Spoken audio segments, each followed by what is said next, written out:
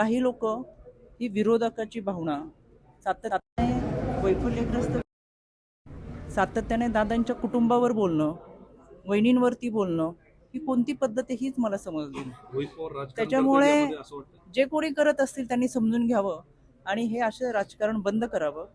संपूर्ण महाराष्ट्र पाहतोय.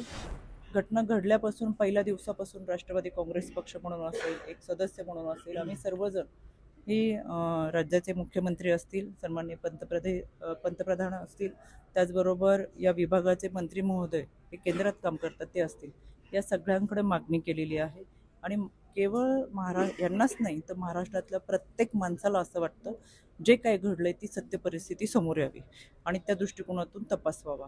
म्हणून हा तपास होत असताना तो पारदर्शक झालाच पाहिजे ही आमच्या सगळ्या कार्यकर्त्यांची मागणी आहे आणि त्या अनुषंगाने आम्ही पाठपुरावा करतोय. राष्ट्रवादीच्या जे अजितदादांच्या कुटुंबियांना राष्ट्रवादीचे काही नेते बोलू दिले जात नाही असा सुद्धा आरोप केला जातो.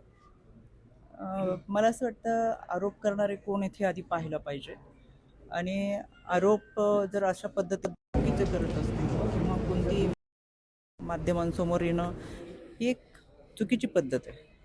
यामध्ये आपण पाहतोय आदरणीय सुनेत्राबाईंनी चौथ्या दिवशी त्यांनी उपमुख्यमंत्री पदाची शपथ घेतली, राष्ट्रीय अध्यक्ष म्हणून त्या विराजमान झालेत, पारदादा राज्यसभेची त्यांना उमेदवारी दिलेली आहे. हे सगळं करत असताना आदरणीय दादांच्या कुटुंबासाठी आणि खऱ्या अर्थाने हे वारसदार आहेत यांच्यासाठी हे केलं जातं आहे. खरं तर दादा गेल्यानंतर त्यांची मानसिकता आपण समजू शकतो.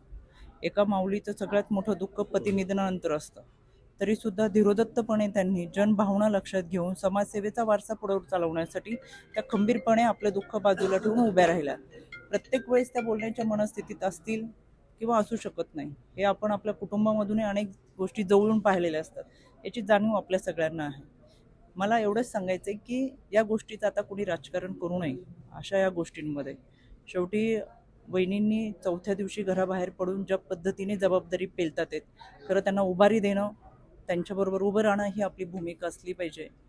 पण काही लोक ही विरोधकाची भावना सातत्याने वैफल्यग्रस्त सातत्याने दादांच्या कुटुंबावर बोलणं, वहिनींवरती बोलणं, ही कोणती पद्धत आहे हीच मला समजली नाही. रोहित पवार राजकारण करतात त्याच्यामुळे यामध्ये असं वाटतं. जे कोणी करत असतील त्यांनी समजून घ्यावं आणि हे असं राजकारण बंद करावं.